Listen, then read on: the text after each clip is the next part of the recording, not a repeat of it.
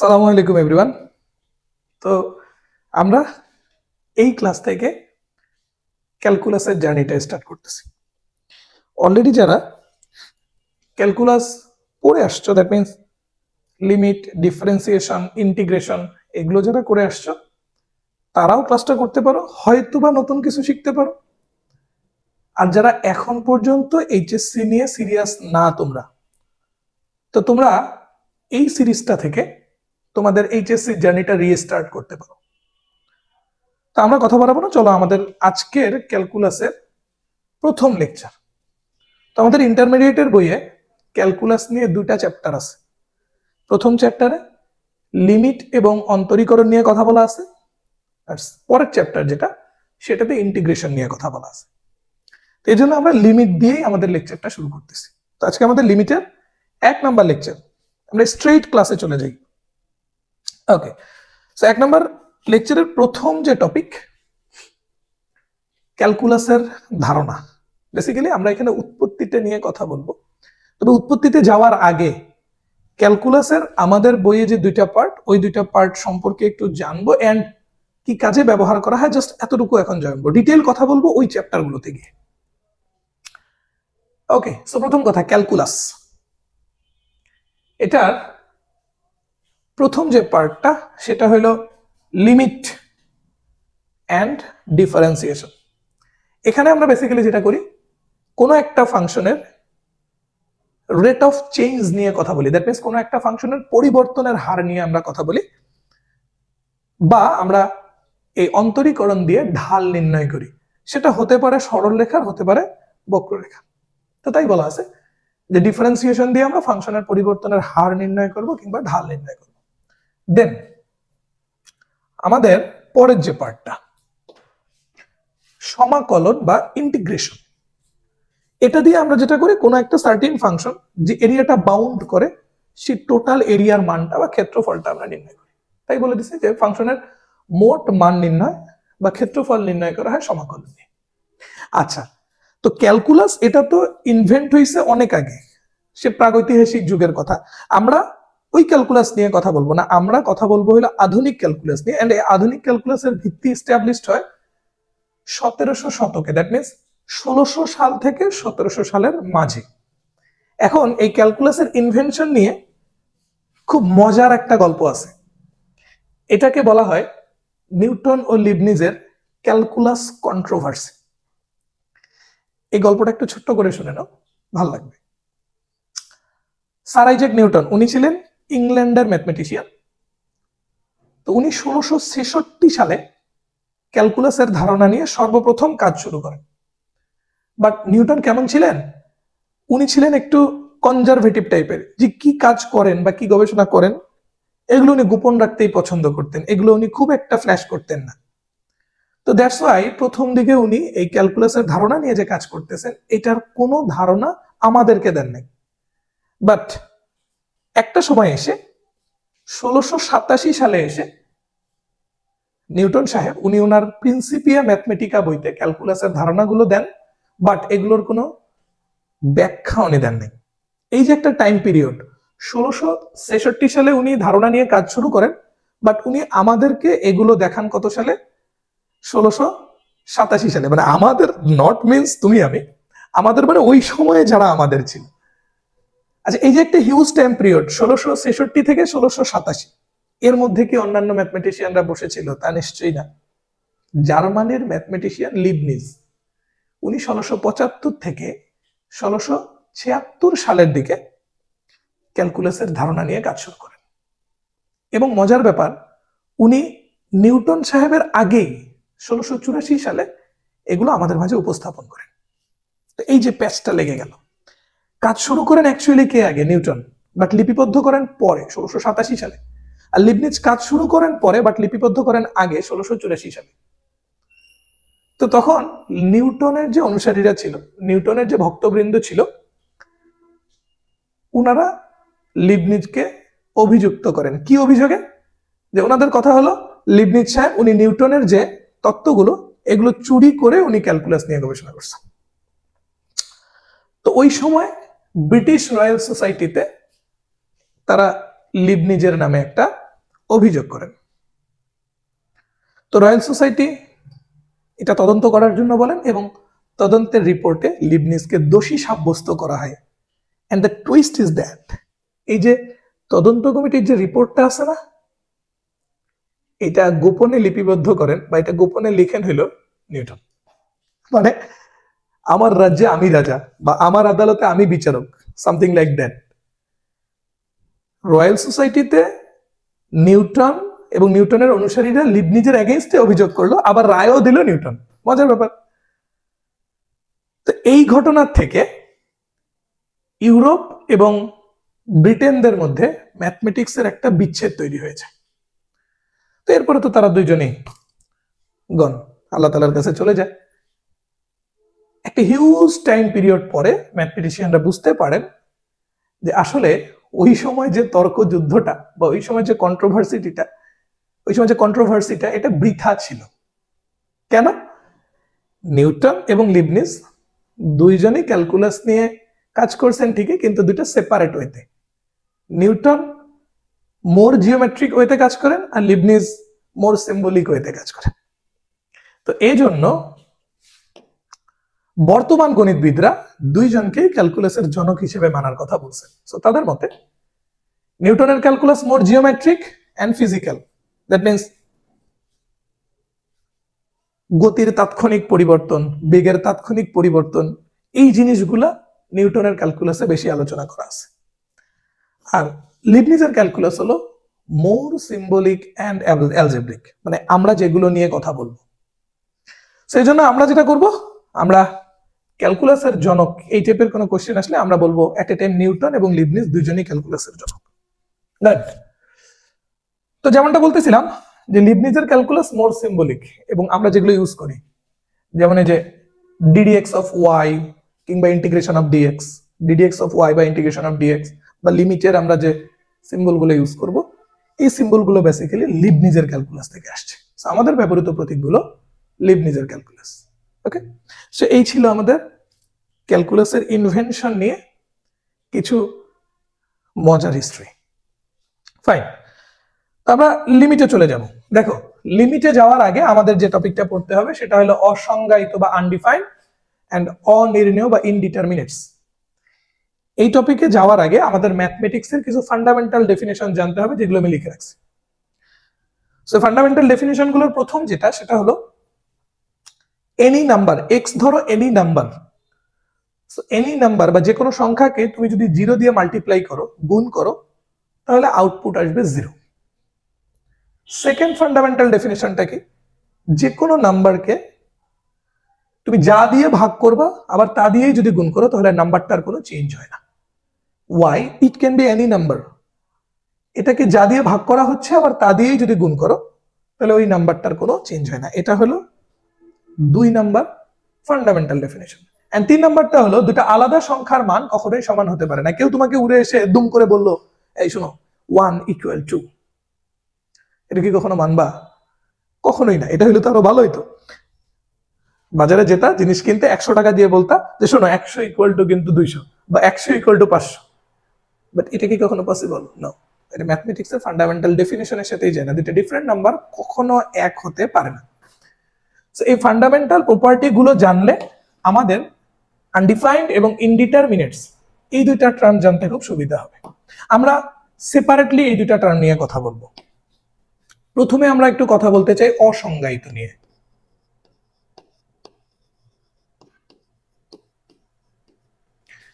দেখো, অসংজ্ঞায়িত এই টার্মটাকে যদি আমরা একটু পার্ট পার্ট করে লিখি তাহলে প্রথমে আসতেছে অ, তারপরে আসতেছে সংজ্ঞায়িত। দ্যাট মিন্স অসংজ্ঞায়িত ম্যাথমেটিক্সের ভাষায় যাদেরকে সংজ্ঞায়িত করা যায় না, অর্থাৎ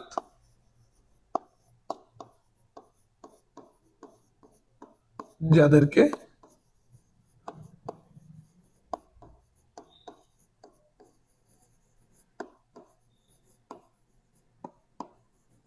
সংজ্ঞায়িত করা যায় না। সংজ্ঞায়িত করা যায় না মানে হলো এই যে ফান্ডামেন্টাল যে ডেফিনিশন গুলো আছে এগুলো যারা মানে না।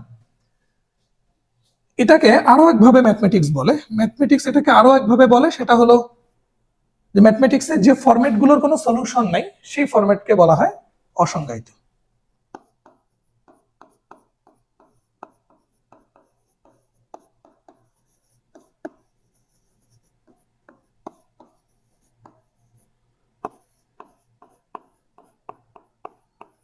সো তুমি দুইভাবেই বলতে পারো, আইদার এভাবে বলতে পারো যে যাদেরকে সংজ্ঞায়িত করা যায় না, আর তুমি এভাবে বলতে পারো যে ফরম্যাট গুলোর কোনো সলিউশন নেই। আচ্ছা, সেটা কিরকম এবার একটু দেখো। আমরা একটু 2 নাম্বার যে ফান্ডামেন্টাল ডেফিনিশনটা আছে সেটা নিয়ে কাজ শুরু করব। তার জন্য আমরা আগে একটা জিনিস একটু অ্যাজাম্পশন করে নিই। আমরা ধরি যে কোনো নাম্বার এ, যে কোনো নাম্বার এ এটাকে 0 দিয়ে ডিভাইড করলে আউটপুট হিসেবে পাওয়া যায় বি। আমরা ধরে নিচ্ছি, আই রিপিট, এটা আমরা ধরে নিচ্ছি, অ্যাজিউম করে নিচ্ছি যে যে কোনো নাম্বার এ কে যদি 0 দিয়ে ডিভাইড করা হয় তাহলে আউটপুট হিসেবে আরেকটা নাম্বার পাওয়া যাচ্ছে বি, এবং এখানে আরেকটা কন্ডিশন আছে, where a not equal 0। এবার আমরা একটু সেকেন্ড লাইনে যাব। আমরা বোথ সাইডে একটু 0 দিয়ে মাল্টিপ্লাই করি, a divide by 0 into 0 equal b into 0। এইবার পরের লাইনে তুমি যাও, দেখো আমি লেফট সাইডে একটু ফান্ডামেন্টাল ডেফিনিশনটা চিন্তা করব। ফান্ডামেন্টাল ডেফিনিশনটা কি? যে কোনো নাম্বারকে যেটা দিয়ে ডিভাইড করা হবে আবার সেই নাম্বার দিয়েই যদি মাল্টিপ্লাই করা হয় তাহলে নাম্বারটার কোনো চেঞ্জ হয় না। তো এখানে দেখো তো, যে কোনো নাম্বার এ কে আমি 0 দিয়ে ডিভাইড করছি আবার 0 দিয়ে মাল্টিপ্লাই করছি, তাহলে এই নাম্বার এ এর কোনো চেঞ্জ হবে? হবে না। এটা 2 number fundamental definition. So b equal to 0 সেটা আনচেঞ্জড রাখলাম। এখন আসো আমি রাইট সাইডে এবার ফান্ডামেন্টাল ডেফিনিশন ইউজ করব। কোনটা? 1 নাম্বারটা। 1 নাম্বার ডেফিনিশনটা কি? যে কোনো নাম্বারকে যদি 0 দিয়ে মাল্টিপ্লাই করা হয় তাহলে আউটপুট হিসেবে পাওয়া যায় 0। সো লেফটে তো আমার এ ছিলই, রাইট সাইডে যখন আমি ডেফিনিশন ইউজ করতেছি যে কোনো নাম্বারকে 0 দিয়ে মাল্টিপ্লাই করাতে আউটপুট হিসেবে পাওয়া যাচ্ছে 0। তো দেখো ভালো করে, এখানে আমি 2 নং ফান্ডামেন্টাল ডেফিনিশন ইউজ করছি, এখানে আমি 1 নং ফান্ডামেন্টাল ডেফিনিশন ইউজ করছি, কিন্তু আউটপুট হিসেবে আমি পাইছি কি a ইকুয়াল 0। কিন্তু শুরুতেই দেখো তো আমরা বলে দিছি না a নট ইকুয়াল 0। তাহলে আমরা a ইকুয়াল 0 যে আউটপুটটা পাচ্ছি এগুলো ফান্ডামেন্টাল ডেফিনিশনকে সিদ্ধ করতেছে না, ফান্ডামেন্টাল ডেফিনিশনের ক্রাইটেরিয়া পূরণ করতেছে না। সো এই যে a বাই 0 ফরম্যাট, এটা যেহেতু ফান্ডামেন্টাল ক্রাইটেরিয়া পূরণ করতেছে না বা ফান্ডামেন্টাল ডেফিনিশনের শর্ত পূরণ করতেছে না, এই জন্য a বাই 0 এটা একটা অসংজ্ঞায়িত বা undefined format. For an example আমরা a নিয়ে কথা না বলে ধরো আমরা 2 নিয়ে কথা বলবো, এর জায়গায় আমরা 2 চিন্তা করি। সো আমরা ধরে নিচ্ছি যে কোনো নাম্বার 2 তাকে যদি 0 দিয়ে ডিভাইড করা হয় তাহলে আউটপুট হিসেবে ধরো পাওয়া যাচ্ছে বি। কেন আমি 2 ধরলাম? কারণ এই যে বলে দিছি যে নাম্বারটাকে 0 দিয়ে ডিভাইড করা হচ্ছে সেই নাম্বারটা কি হওয়া যাবে না, 0 হওয়া যাবে না। সো 0 ছাড়া আমি যে কোনো একটা নাম্বার ধরে নিচ্ছি 2। সো 2 কে 0 দিয়ে ডিভাইড করাতে আমি ধরে নিচ্ছি আউটপুট হিসেবে পাওয়া যাচ্ছে বি। দেন তুমি নেক্সট লাইনে যদি প্রসিড করো, 2 divide by 0 multiply 0 equal b into 0। That means আমি বোথ সাইডে 0 দিয়ে মাল্টিপ্লাই করছি। এবার এট এ টাইম যদি তুমি প্রপার্টিজ গুলো ইউজ করো, এট এ টাইম তুমি লেফট সাইডে প্রপার্টিজ ইউজ করো, লেফট সাইডে কোনো নাম্বারকে যা দিয়ে ডিভাইড করা হচ্ছে আবার তা দিয়ে যদি মাল্টিপ্লাই করা হয় তাহলে নাম্বারটার কোনো চেঞ্জ হয় না, এটা লেফট সাইড। আবার রাইট সাইডে যে কোনো নাম্বারকে যদি 0 দিয়ে মাল্টিপ্লাই করা হয় তাহলে আউটপুট হিসেবে পাওয়া যায় 0। দেখো তো কি এক অদ্ভুত জিনিস চলে আসছে না? এটা কোনোদিন সম্ভব 2 ইকুয়াল টু 0? না, সম্ভব না। তার মানে কোনো কিছুকে 0 দিয়ে ভাগ করে যে আউটপুট গুলা পাওয়া যাচ্ছে এগুলো ম্যাথমেটিক্স এর ফান্ডামেন্টাল ডেফিনিশনের সাথে যাচ্ছে না। দ্যাট মিনস এগুলোর কোনো সলিউশন নেই। এজন্য a by 0, 2 by 0, that means something by 0, something by 0, এই ফরম্যাটটাকে বলা হয় আনডিফাইন্ড। আশা করি বোঝা গেছে। এই ফরম্যাটটাকে বলা হয় আনডিফাইন্ড। ওকে, তাহলে হোপফুলি আনডিফাইন্ড এর ধারণাটা ক্লিয়ার হয়ে গেছে। তারপরেও যদি কারো বুঝতে প্রবলেম হয়, মানে অনেকের হয় কি দেখা যায় এট ফার্স্ট গ্লান্স একটু বুঝতে প্রবলেম হয়, তো তুমি যেটা করবা ভিডিওটা একটু ব্যাকে যাবা, আবার তুমি জিনিসটা ভালো করে বুঝবে এবং আমার কথাগুলো মনোযোগ দিয়ে শোনার চেষ্টা করবা। গুড, তাহলে আমরা অসংজ্ঞায়িত নিয়ে কথা শেষ করে ফেলছি। এবার আসো আমরা একটু অনির্ণেয় নিয়ে কথা বলবো।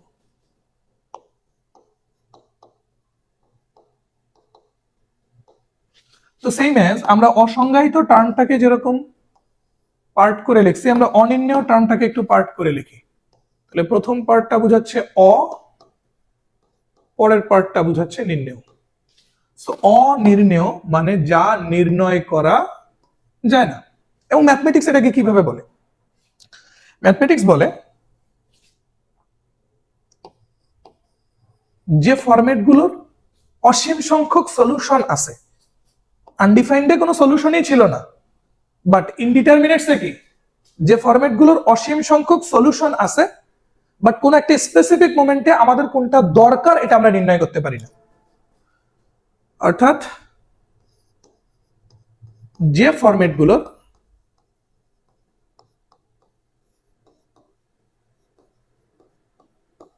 অসীম সংখ্যক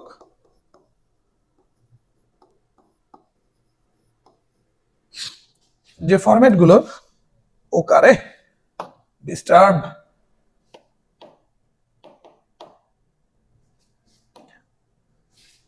যে ফরম্যাটগুলোর অসীম সংখ্যক সলিউশন আছে,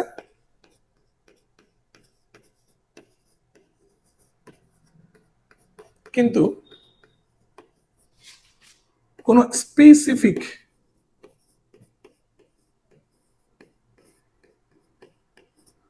মোমেন্টে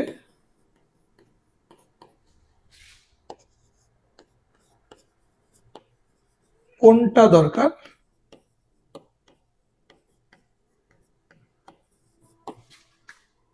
তা নির্ণয় করা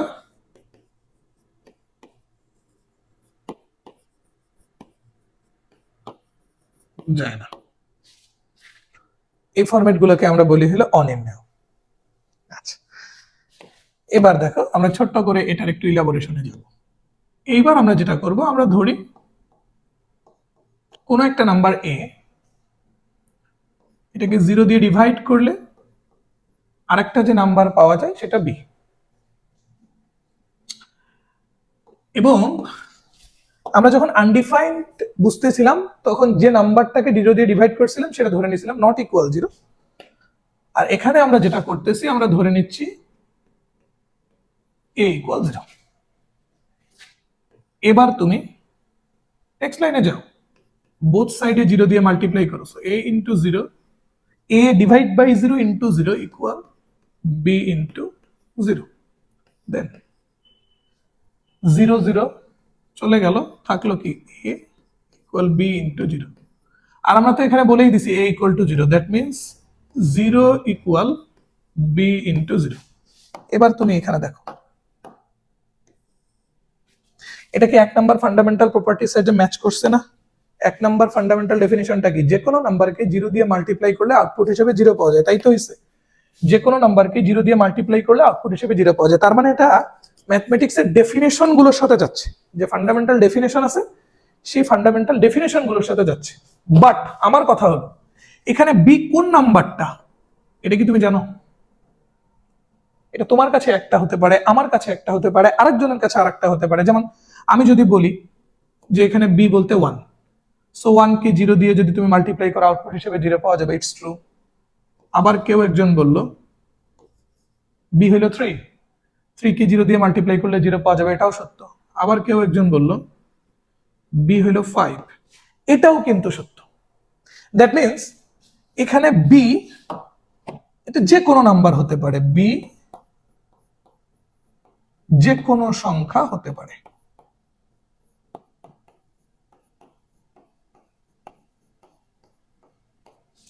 যে বি যে কোনো সংখ্যা হতে পারে মানে কি? এটার সলিউশন আছে বাট ইনফিনিট সংখ্যক। কারণ বি এর তুমি এখানে ভুরি ভুরি নাম্বার বসাই দিলে সবগুলোর জন্য ফান্ডামেন্টাল ডেফিনিশনটা ফিল আপ হচ্ছে, বাট তুমি স্পেসিফিক মোমেন্টে বি এর মান কোনটা এটা নির্ণয় করতে পারতেছো না। এজন্য a by 0 that means 0 by 0। কেন a by 0 that means 0 by 0? কারণ আমরা a ধরে নিছি কি 0, এই জন্য 0 ডিভাইড বাই 0 এই ফরম্যাটটাকে বলা হয় ইনডিটারমিনেটস।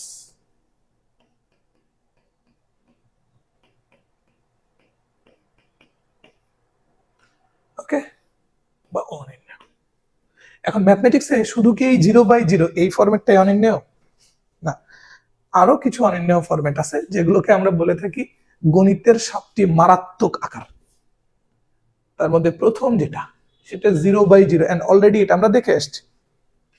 এরপরে যেটা infinity by infinity, then 0 into infinity, then infinity minus infinity, then 0 to the power 0, infinity to the power 0, and finally 1 to the power infinity. এই 7টা মারাত্মক আকারকে বলা হয় অনির্ণেয় আকার। আচ্ছা, এখন এখানে একটা প্রশ্ন আসতে পারে, অনির্ণেয় আকারগুলো যে ইনভেনশন হইলো তারপরে কি ম্যাথমেটিশিয়ানরা বসেছিল? না, ম্যাথমেটিশিয়ানরা তো আর বসে থাকার মানুষ না।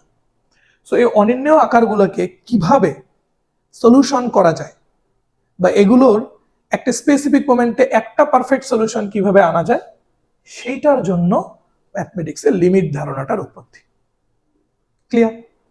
তাহলে লিমিট কখন থেকে এই ধারণাটা আসছে সেটা নিশ্চয়ই বুঝতে পারছো, যে অনির্ণেয় ধারণা যখন থেকে শুরু হয়েছে তখন থেকে এই অনির্ণেয় ধারণার সলভ করার জন্য ম্যাথমেটিশিয়ানরা গবেষণা শুরু করছেন, তখন থেকে লিমিট ধারণাটার উৎপত্তি।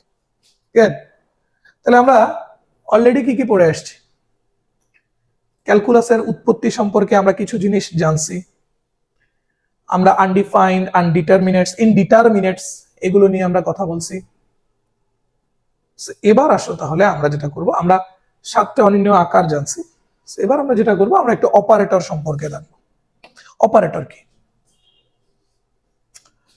অপারেটরের ডেফিনিশন যদি বলতে চাই তাহলে অপারেটর হলো এমন একটি জিনিস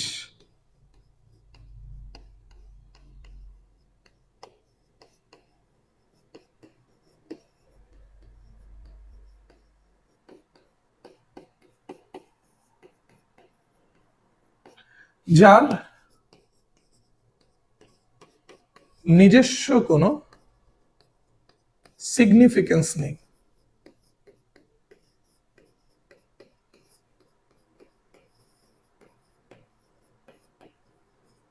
কিন্তু এর ব্যবহার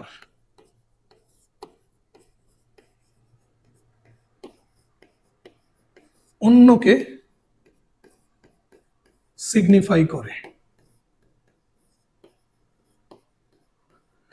অপারেটর হলো এমন একটা জিনিস যার নিজস্ব কোনো তাৎপর্য নেই কিন্তু এর ব্যবহার অন্যকে তাৎপর্য বহন করে। কয়েকটা এক্সাম্পল দেই তাহলে বুঝতে পারবা।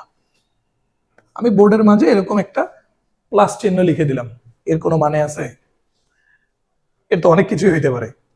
স্কুলের ওয়াশরুমে, পার্কের দেয়ালে এরকম প্লাস চিহ্ন দেখলে একটা আতঙ্ক তৈরি হয়, রাইট? আগে যেন কি লেখা, পরে যেন কি লেখা, হোয়াটএভার।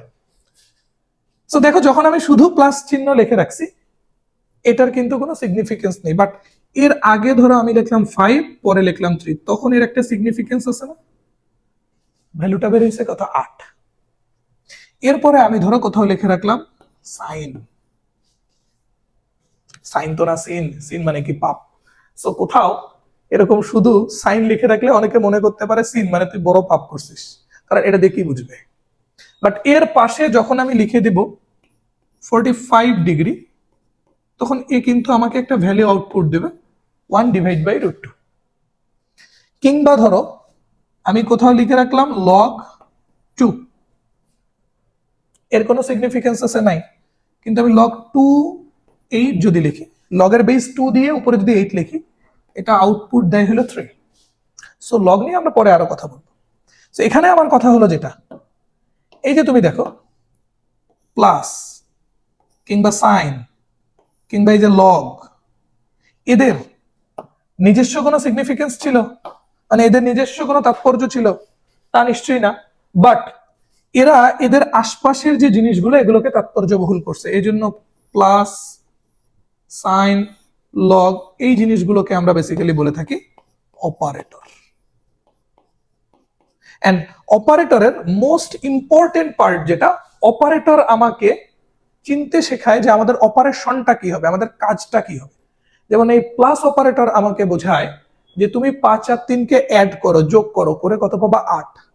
সাইন অপারেটর বোঝায় এ কোনো একটা অ্যাঙ্গেলের ভ্যালু ফাউন্ড করে দেয়। লগ অপারেটর বোঝায় যে বেইজের পাওয়ার কত দিলে উপরেরটা পাওয়া যাবে।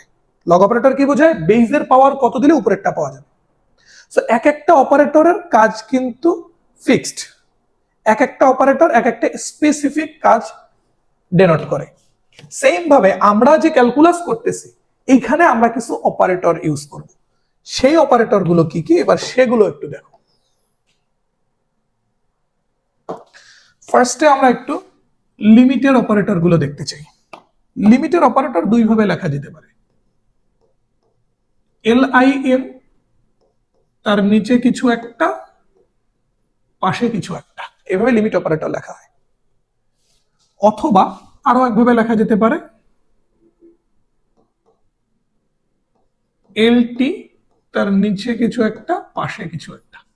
এখন আমার কথা হলো নিচে কি থাকবে আর পাশে কি থাকবে, নিচে কি থাকবে, পাশে কি থাকবে। সেই লিমিট যে অপারেটরটা, এটা বোঝায় তুমি লিমিটের ম্যাথ করতেছো। আর এই অপারেটরের যে বডি, এই বডিতে নিচে যেটা থাকে সেটাকে বলা হয় চলকের সীমাস্থ মান।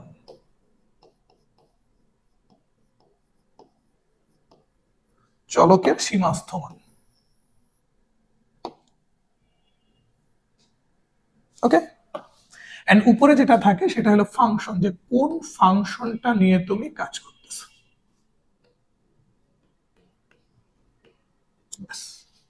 এই হলো আমার লিমিট অপারেটর। আমরা যখন লিমিট করব তখন আমরা এই টাইপের অপারেটর দেখবো, আর এই অপারেটর গুলো দেখলে আমরা বুঝবো আমরা লিমিটের ম্যাথ করতেছি।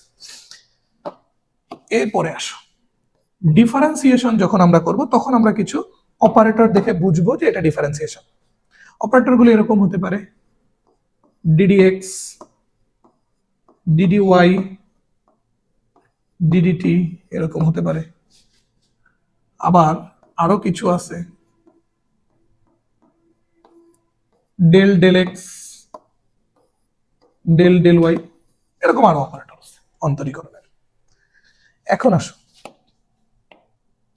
এই যে DDX, DDY, DDT, এগুলো বেসিক্যালি পূর্ণ অন্তরীকরণের অপারেটর। কিসের? পূর্ণ অন্তরীকরণ।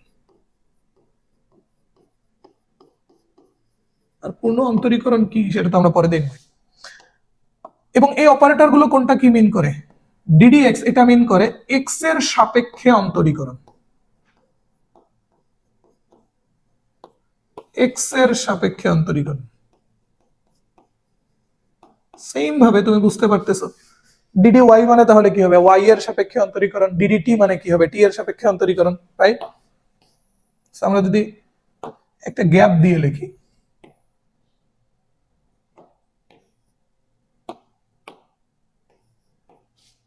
DDX মানে x এর সাপেক্ষে অন্তরীকরণ, DDY তো বুঝছোই y এর সাপেক্ষে, DDT মানে t এর সাপেক্ষে অন্তরীকরণ।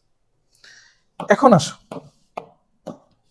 এই যে আরো ডিফারেন্সিয়াল অপারেটর, এগুলো আমরা ইউজ করব আংশিক অন্তরীকরণে।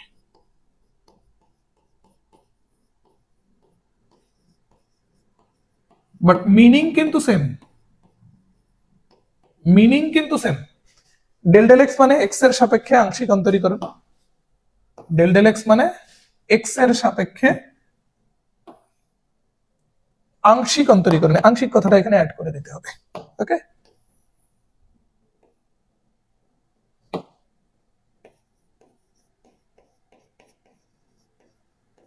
সেম ভাবে ডেল ডেল ওয়াই মানে কি? ওয়াই এর সাপেক্ষে আংশিক অন্তরীকরণ।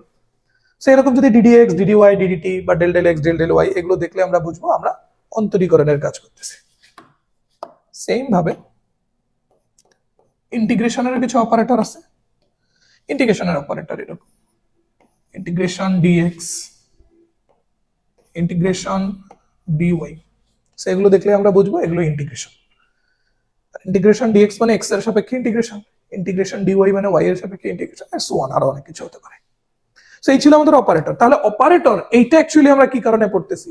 আমরা দুম করে কোনো একটা ম্যাথ দেখে আমাদের তো আগে বুঝতে হবে যে আমাদের আসলে কাজটা কি, সেটা আমরা অপারেটর দেখে বুঝবো যে আমরা আসলে লিমিটের কাজ করতেছি, নাকি আমরা টোটাল ডিফারেন্সিয়েশন করতেছি, না পার্শিয়াল, নাকি ইন্টিগ্রেশন করতেছি, এটা তো আগে আমার বুঝতে হবে। সো এগুলোর জন্য আমার অপারেটর জানতে হবে। নাও লগারিদম এন্ড সূচকীয় ফাংশন ছোটবেলায় পড়ে আসছো এসএসসি তে। log 2 base 8 equal 3, কেন?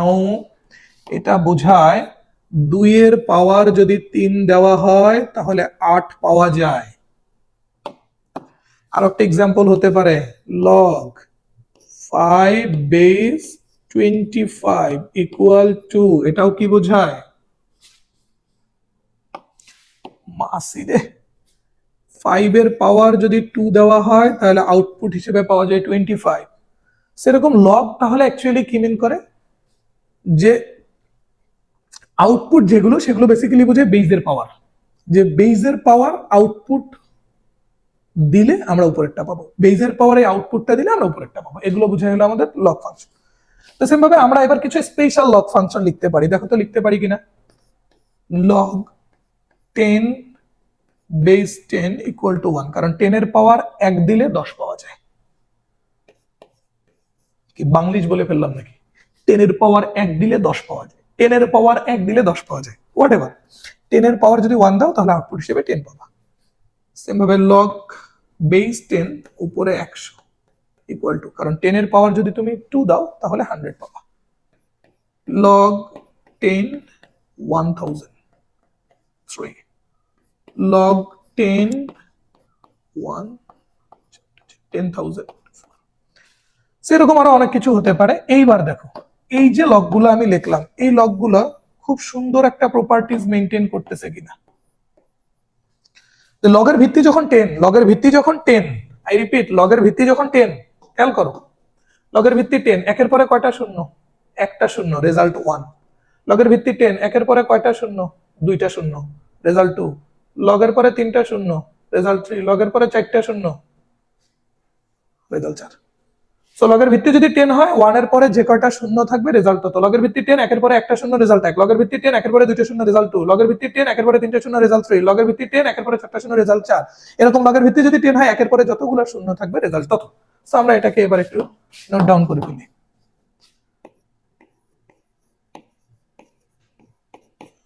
লগের ভিত্তি 10 হলে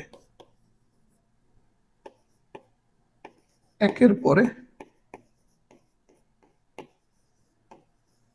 যতগুলো শূন্য থাকবে তাই অ্যান্সার।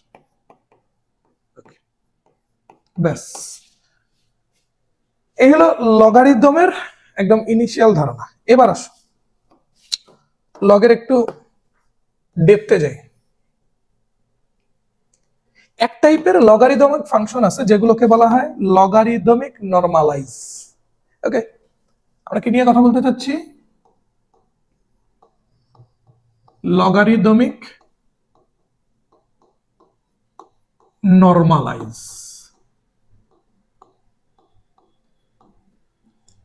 এগুলো আসলে কোনগুলো? এগুলো হলো ওই স্পেশাল কাইন্ডের লগগুলো যেগুলোকে আমরা বলে থাকি হলো লন। কেন? এই লগারিদমিকের প্রথম থেকে নেওয়া হয় এল, আর নরমালাইজের প্রথম থেকে নেওয়া হয় এন। সো এই দুটা নিয়েই আমরা বেসিক্যালি লগারিদমিক নরমালাইজ যে ফাংশন গুলো সেগুলোকে বলে থাকি এল এন বা লন। এল এন বলে থাকে, আবার অনেকে লনও বলে থাকে। তো আমাদের ইন্টারমিডিয়েটে এগুলো সেভাবে ভুল ধরা হয় না, যদিও এল এন বলাটাই উচিত, তাই। সো লগারিদমিক নরমালাইজ মানে হলো লন। এটা কখন হয়? এটা কখন হয়? এটা তখনই হবে যদি লগের ভিত্তিটা হয় ই। এটা তখনই হবে যদি লগের ভিত্তি হয়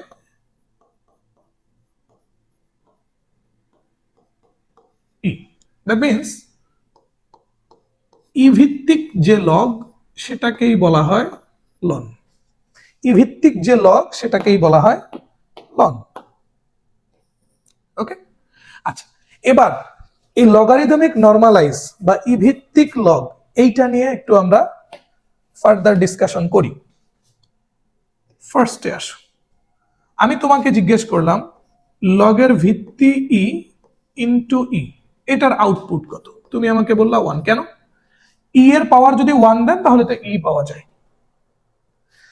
এবার এটাকে তুমি যদি এভাবে লেখো, লগের ভিত্তি ই মানে কি লন, তার পাশে ই ইকুয়াল 1, কোনো প্রবলেম আছে? আমরা তো মাত্রই বলে আসছি লগের ভিত্তি ই হলে সেটা লন, সো লগের ভিত্তি ই মানে লন, তার পাশে ই ইকুয়াল 1। নাম্বার 2, আমি তোমাকে বললাম লগের ভিত্তি ই উপরে ই স্কয়ার, আউটপুট কত? 2, নো ডাউট, কারণ তুমি কি বলবা ই এর পাওয়ার যদি 2 দেই তাহলে পাওয়া যাবে ই স্কয়ার। সো এইটাকে যদি এভাবে লিখি যে লগের ভিত্তি ই মানে সেটা লন, তার পাশে আছে ই স্কয়ার, তখন আউটপুট 2। সেম ভাবে আরেকটা এক্সাম্পলও আমরা দিতে পারি, রাইট? যে লগের ভিত্তি ই উপরে ই কিউব, এটার আউটপুট 3। সো এটাকে তাহলে কিভাবে লেখা যায়? লন ই কিউব ইকুয়াল 3। তাহলে আমি তোমাদেরকে এবার এগুলো দেখতে একটু না করতেছি, আমি তোমাদেরকে বলতেছি যে তুমি এই তিনটা জিনিস একটু দেখো। ওকে, এই তিনটা জিনিসের দিকে তুমি একটু খেয়াল করো। দেখো তো এরা খুব সুন্দর একটা ক্রাইটেরিয়া মেনটেন করছে না? একটা খুব সুন্দর ক্রাইটেরিয়া মেনটেন করছে কিনা? মাছিটা বসলো কোথায়?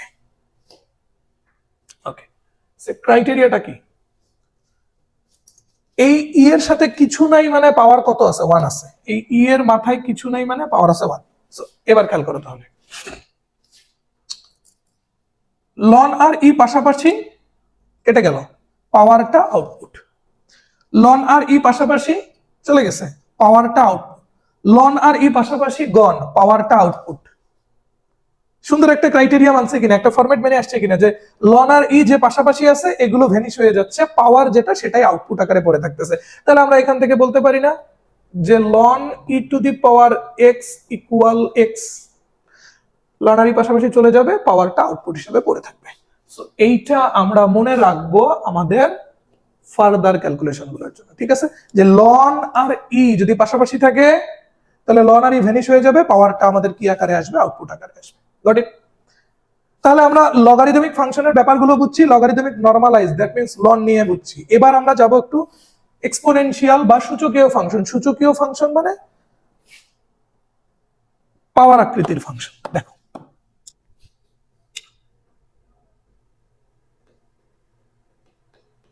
ধরি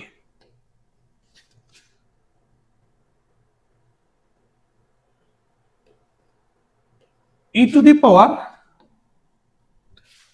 লন এক্স ইকুয়াল ওয়াই, এটা আমরা ধরে নিলাম। E to the power ln x equal Y.